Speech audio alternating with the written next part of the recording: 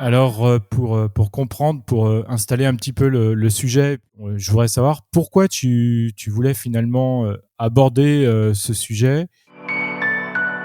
Aujourd'hui, vous êtes plus de 4000 abonnés à suivre Design Plus sur les plateformes d'écoute. Et très récemment, ce podcast a dépassé les 100 000 écoutes. Ouais, les 100 000 écoutes, c'est dingue.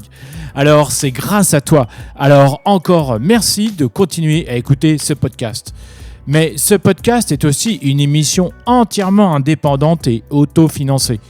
Et comme tu l'as certainement entendu ou lu, depuis plusieurs mois, je me consacre à 100% pour le faire vivre, pour partager avec toi toutes ces expériences, toutes ces connaissances, tout ce savoir.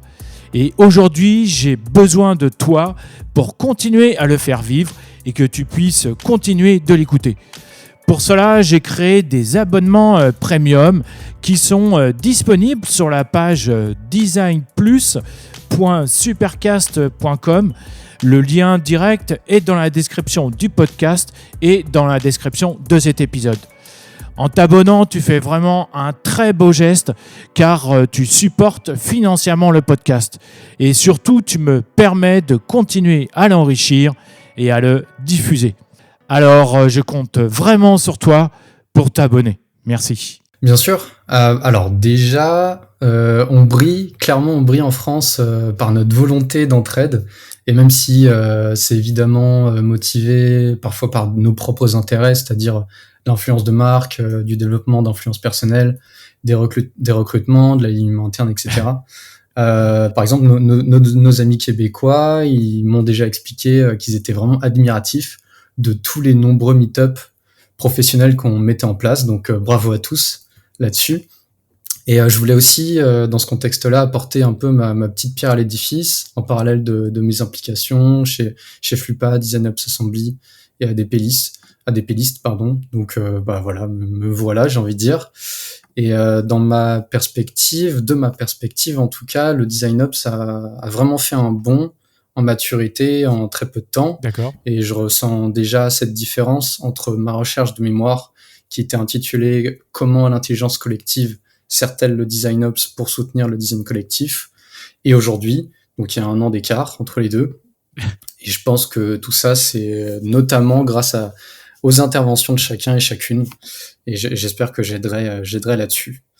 Du coup, pour un peu spoiler, divulgacher, on verra ensemble pourquoi, selon moi, le Design Ops c'est peut-être la plus belle opportunité du moment pour révolutionner le marché du design. Et tout ça parce que ça apporte plus de cohérence et notamment plus de légitimité aux yeux des décideurs. Et là-dessus, j'ai envie déjà un petit peu digresser en disant que faut vraiment garder en tête qu'être designer, c'est avant tout être vecteur de business. On va aller chercher plus de clients, que ce soit grâce au design inclusif, en attirant donc plus d'utilisateurs potentiels et en ayant un meilleur taux de conversion. Ça permet aussi de faire gagner du temps aux clients pour leur permettre d'être plus efficaces. On parle par exemple d'outils métiers de logistique. Et là-dessus, pour moi, si on est face à quelqu'un peut-être d'hostile ou simplement inintéressé par notre métier de designer, bah oui, ça arrive toujours. Je pense que le mieux, c'est il faut avant tout expliquer qu'on est un poste qui crée ce genre d'opportunités de gain et d'expansion de l'entreprise de toutes ses façons et plus encore. Et même si cette relation simple design égale business existe, il faut encore aujourd'hui batailler pour prouver sa valeur. Et c'est là que va rentrer en jeu le Design Ops parce que c'est ce que permet le Design Ops. Ça veut pas dire évidemment que cette compétence de prouver la valeur business du design, elle n'existait pas avant. N'importe quel lead manager faisait déjà du Design Ops, juste il nommait pas la spécialité. Mais avoir des profils dédiés, ça permet, les faits sont là, d'être plus efficace parce qu'on a plus de temps dédié à ce genre de sujet, on est plus proche du terrain et on peut parfois avoir plus d'aisance sur la communication avec les décideurs puisque c'est vraiment notre quotidien, quoi. Et cette capacité du Design Ops à prouver la valeur du design, c'est l'une, je pense, des plus importantes et on va pouvoir l'approfondir par la suite avec des cas concrets. Absolument, tout à fait. Du coup, tu l'as senti, j'adore vraiment parler business, mais on abordera également comment le design ops permet de mettre l'humain au centre des décisions. On abordera plusieurs contextes d'entreprise, parce que pour rappel, hein, il existe beaucoup de modèles, un modèle par organisation pratiquement, et avec des logiques d'entreprise de design ops, soit comme un rôle décentralisé et partagé parmi tous les designers.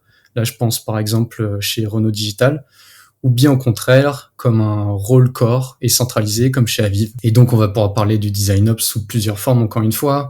On va aborder la vision d'Orange, de Thales, en abordant également rapidement les cas de Conto et Payfit. On verra leur différence assez symbolique. Et on va pouvoir répondre à des questions du style est-ce que c'est un rôle indispensable dans une team design? Spoiler, non. Et on parlera enfin formation et peut-être d'une vision sur l'avenir du design ops. D'accord. Ok, bon bah super. Alors tout d'abord, là, donc on attaque la seconde partie en fait J'aimerais que tu nous donnes ta définition du design ops en fait. À quoi ça correspond et à quoi ça sert?